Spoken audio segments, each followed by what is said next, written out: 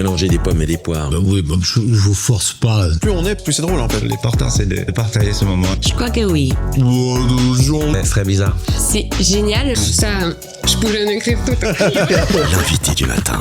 L'armée suisse face aux défis sécuritaires et aux ajustements structurels. Dans un contexte de tensions géopolitiques croissantes, la question de la capacité de la Suisse à faire face à d'éventuelles crises majeures revient forcément au devant de la scène.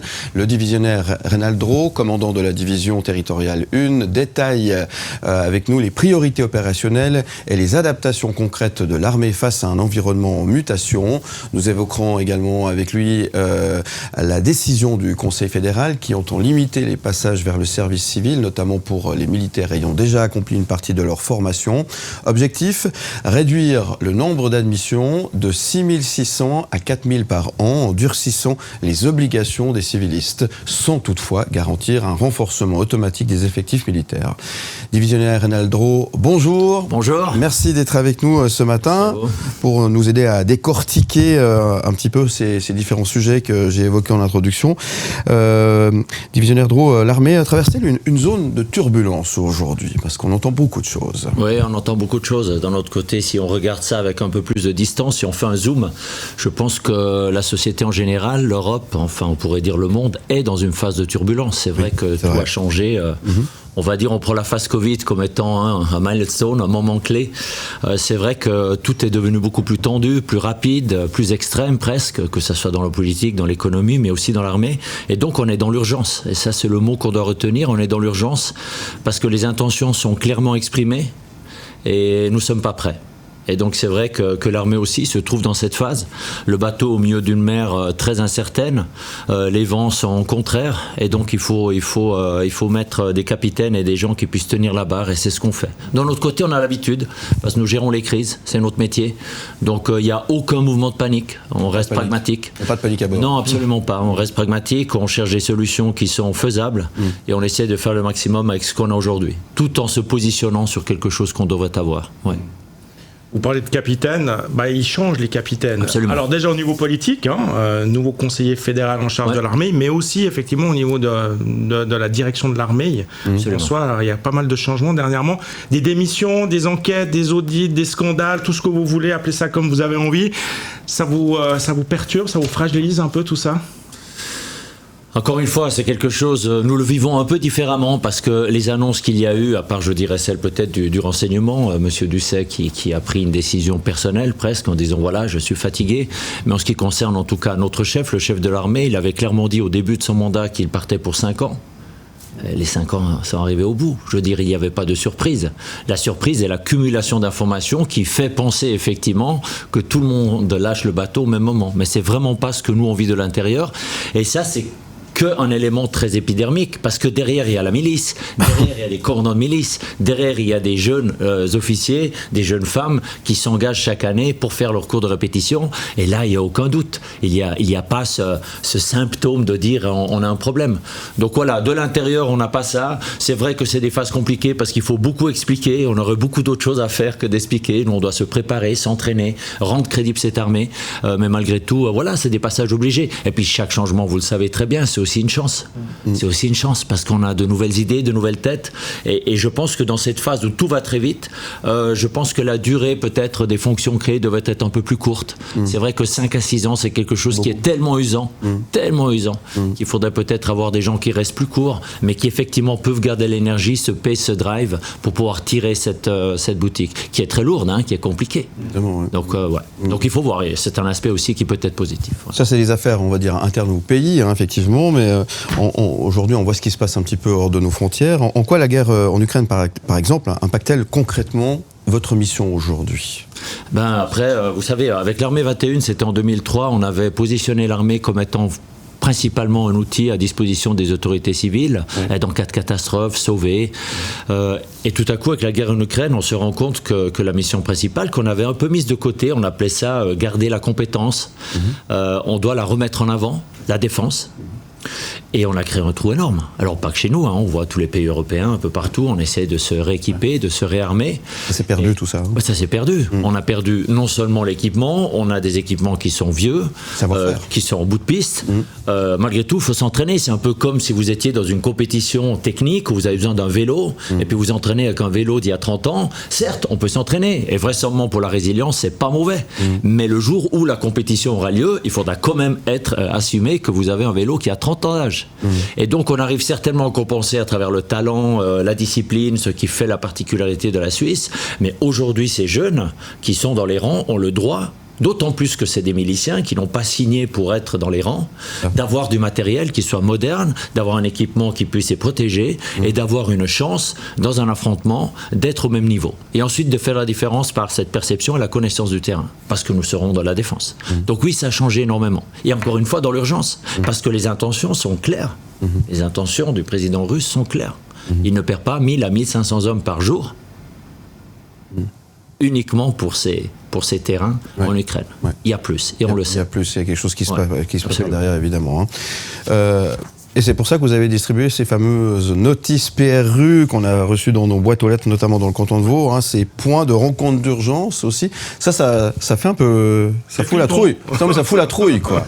Excusez-moi d'utiliser ce terme un peu... Ça fout la trouille, c'est un bon terme, j'aime bien ce terme. Mais d'un autre côté, alors tout d'abord, la responsabilité est clairement auprès des communes, des cantons, c'est quelque chose qui vient de là.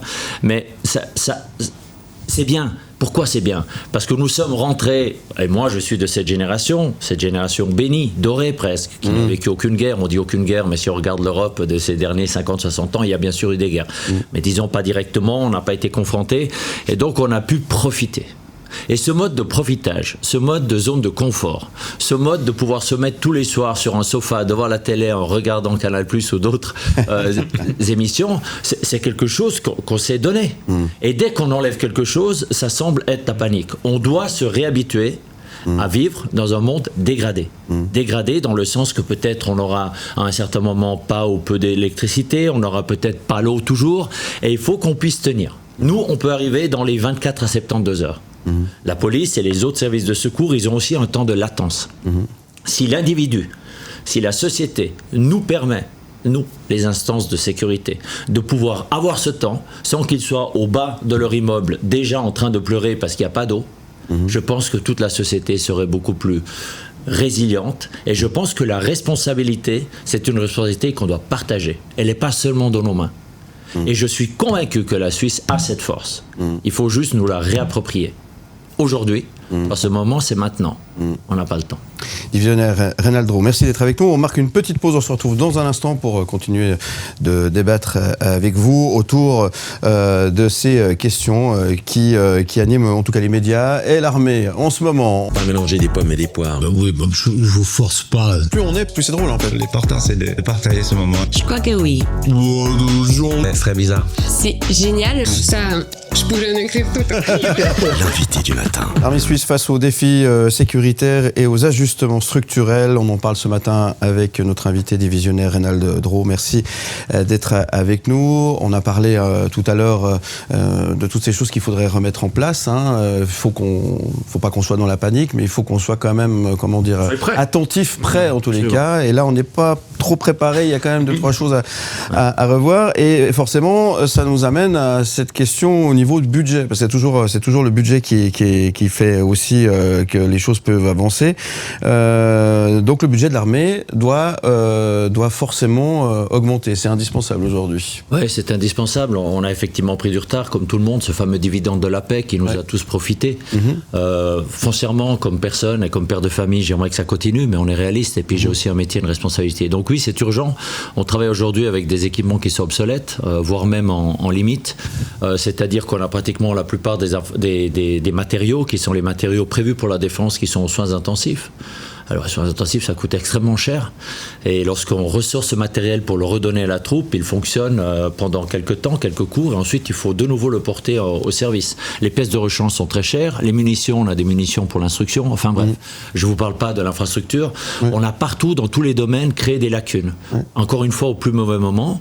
Et je suis vraiment, vraiment de l'avis que cette armée, qui est armée de milices, ce citoyen soldat, non seulement il mérite, mais il a le droit d'avoir un équipement qui soit moderne, une protection personnelle, de la munition, de sorte de pouvoir se préparer de manière honnête, sans avoir chaque fois le doute de dire mais on me prend dans quel bins. Je veux dire, c'est pas possible, c'est pas honnête.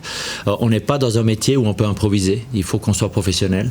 Donc oui, là, il faut qu'on investisse avant qu'on perde les capacités. Ça, c'est aussi un vrai problème, parce que si le matériel ne tient pas, on va devoir fermer certaines capacités. Et pour ouvrir une capacité, ça prend 1 année et demie, 2 ans, jusqu'à 10 ans pour les systèmes complexes comme les forces aériennes. Oui, toujours entendu, pas toujours compris, ce que vous venez de dire aujourd'hui. Non, c'est pas toujours compris, parce qu'il y a plein d'urgences. Il y a plein d'urgences partout. On a créé des urgences dans l'après-Covid. On voit au niveau social, on nous voit partout. Mais encore une fois, un pays qui n'a pas la sécurité, un pays qui n'a pas ce socle stable sur lequel on peut peser toutes les autres données du problème, ça ne fait aucun sens, parce que tout sera comme sur un seul mouvant. Donc autant investir dans une sécurité solide, crédible, partagée, vraisemblablement aussi avec les partenaires européens, et là on aura quelque chose sur lequel on peut créer de nouveau cette construction dans un monde qui est tendu. Ouais. La sécurité, elle coûte chaque année plus cher, parce qu'il y a effectivement le personnel, les infrastructures, le matériel. Vous disiez ça. Il y a de l'inflation aussi dans le monde de l'armée. Et c'est pour ça que vous avez besoin de chaque fois plus de budget. Absolument. En plus, avec des budgets qui sont votés des années avant. Donc, pour ceux qui font des constructions ces derniers temps, on parle de 20 à 25% d'augmentation. Je ne vous parle que de l'immobilier. Dans l'armée, c'est la même chose. Je ne sais pas, je vous prends une roquette d'artillerie qui pouvait coûter $1 500. On est autour de $7 000 aujourd'hui. Donc, si on les a achetés avant, on en a beaucoup moins, ou alors on doit investir plus, et si on les achète aujourd'hui, il faut investir 4-5 fois plus. Donc on voit là, il y a aussi une histoire d'échelle par rapport aux investissements qui a changé. Et c'est pour ça qu'on a besoin aussi de plus d'argent, parce que pour compenser les lacunes, il faudra investir plus d'argent que ce qui était le cas il y a 4-5 ans. Ça a été très vite. Là, aujourd'hui, on est face quand même à des changements par rapport à ce qu'on a pu peut-être, je parle de notre génération, vivre à l'armée. Aujourd'hui, l'informatique aussi joue un rôle important. Est-ce qu'en termes de cyberattaque, est-ce que l'armée, aujourd'hui, elle est prête à faire face à un blackout, par exemple ? Bon, alors c'est des choses qu'on a préparées ces dernières années. On a eu très peur, là, il y a 2 ans. On a fait des calculs un peu partout, également dans le civil, pour savoir quelles étaient les limites du système. Donc on a effectivement fait beaucoup de travail. On a lancé le commandement cyber au sein de l'armée, que vous avez sûrement entendu. On a aussi lancé des nouvelles filières de formation très spécifiques pour le cyber, qui sont vraiment des instructions au top. Du reste, les entreprises civiles, police, etc., cherchent à acquérir ces savoirs, parce que c'est vraiment une plus-value énorme. Mais il y a une chose qu'il faut dire au départ, c'est que la guerre cyber, elle est en cours. On ne parle pas de se préparer à. Mais là aussi, on n'était pas prêt. On n'était pas prêt. Mais au même titre que l'espionnage et d'autres activités, sabotage, qui ont été lancées en parallèle, je dirais, à l'attaque russe en Ukraine. C'est quelque chose qui est en cours pour déstabiliser cette Europe et donner raison au président Poutine que tout cela est une construction pas logique, dans le fond. Donc oui, le cyber, c'est quelque chose auquel on s'attelle, et je pense que là, on a vraiment un bon créneau. Et en Suisse, évidemment, à travers la filière universitaire, à travers la qualité de notre instruction, on a vraiment des potentiels qui peuvent se développer rapidement. Et là aussi, c'est aussi des frais, évidemment. C'est aussi bien sûr, c'est des investissements et tout. Et surtout, dans des systèmes qui sont très rapides, c'est-à-dire ça se dégrade en 1 année, 2 ans, 3 ans. C'est quelque chose qu'il faut changer rapidement. Donc il y a des investissements récurrents à faire dans ce genre de domaine. L'informatique, vous connaissez ça, évidemment. Et puis il faut du monde aussi, forcément. Alors si je vous dis ça, c'est parce que il y a une décision qui a été prise du Conseil fédéral qui entend limiter les passages vers le service civil. On a beaucoup qui avaient utilisé un petit peu ce service civil comme un échappatoire au service militaire, et ils veulent effectivement diminuer ceci pour que les militaires qui ont déjà accompli une formation puissent rester finalement au sein de l'armée. C'est ça, c'est grossièrement expliqué. Excusez-moi si j'ai pas les bons termes. La réforme vise-t-elle donc à renforcer l'armée d'une part, mais sans sanctionner les civilistes, c'est ça en fait la démarche. L'idée est la suivante. Aujourd'hui, c'est simplement trop facile. Au début, l'idée, c'était que le service civil, c'est pour les objecteurs de conscience, ceux qui ont un vrai problème. C'est plus le cas, il faut être honnête. Donc les jeunes rentrent dans l'armée, font le service. À la fin du service, ils décident de partir dans le service civil. Ce qui leur permet d'avoir une image claire, honnête aussi vis-à-vis d'un employeur ou vis-à-vis d'une certaine carrière, en disant j'ai fait mon armée, je suis sorti pour éviter en fin de compte les services, les cours de répétition. C'est ça. Quelle entreprise privée investirait dans la formation, l'instruction, l'équipement de personnel pour ensuite, à la fin de la formation, voir quitter et aller travailler dans un autre business. C'est insupportable. C'est insupportable. Et ceci d'autant plus que c'est dans un domaine, la sécurité, qui n'est pas un domaine qu'on peut, donner à quelqu'un d'autre. C'est l'unique responsable de la sécurité, de la défense de ce pays, c'est le citoyen suisse, c'est l'armée. Et donc c'est quelque chose qui est extrêmement noble, important. Et là, effectivement, c'est quelque chose, c'est très important pour nous de réussir à faire en sorte que ces 6 000, 7 000 qui partent chaque année soient diminués. On parle dans le nombre de 4 000. C'est pas énorme par rapport aux effectifs qu'on devrait avoir pour pouvoir durer dans un combat, mais c'est déjà ça, et c'est aussi surtout un signal fort d'une responsabilité, d'une priorité que l'on donne par rapport aux besoins maintenant dans l'urgence de l'armée, respectivement du pays.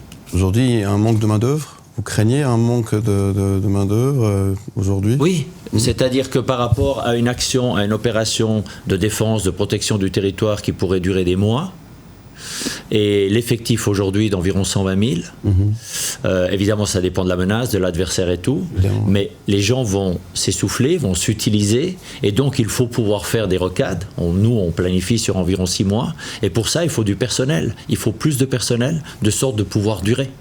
Ensuite, il y a évidemment la masse que l'on a au début, pour éventuellement faire la première forme de dissuasion. Là aussi, c'est différent. Les capacités qui augmentent. Chaque fois qu'on augmente une capacité, il faut de nouveau du personnel. Aujourd'hui, la seule solution qu'on a, c'est de diminuer un certain nombre de personnels dans une capacité pour créer la nouvelle. On a vu avec le cyber, l'idéal serait évidemment chaque fois qu'on a une capacité de recréer 20 000, 25 000 places supplémentaires et ensuite on crée le cyber. Là on a été chercher.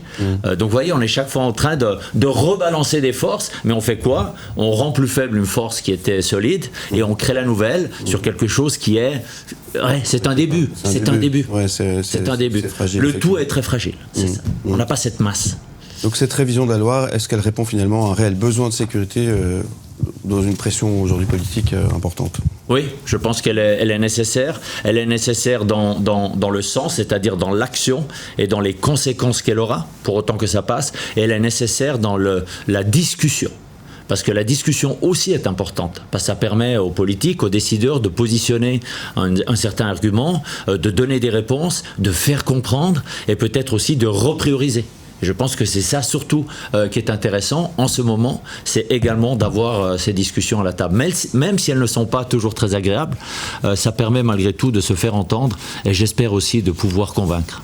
Ouais. Et justement, qu'est-ce que vous avez envie de, peut-être pour terminer, dire, peut-être adresser un message aux Suisses qui sont à l'écoute et qui nous regardent ce matin Alors, tout d'abord, c'est l'histoire de la confiance. On crée ce travail autour de la population, la sécurité, les politiques, avec un mot, c'est la confiance. Il faut avoir confiance. Si on n'a pas confiance dans ces institutions, y compris dans l'armée, c'est quelque chose qui va pas fonctionner. Et je pense qu'on l'a montré aussi dans le Covid, c'est quelque chose qu'on a réussi à dominer. Donc ça, c'est le premier point.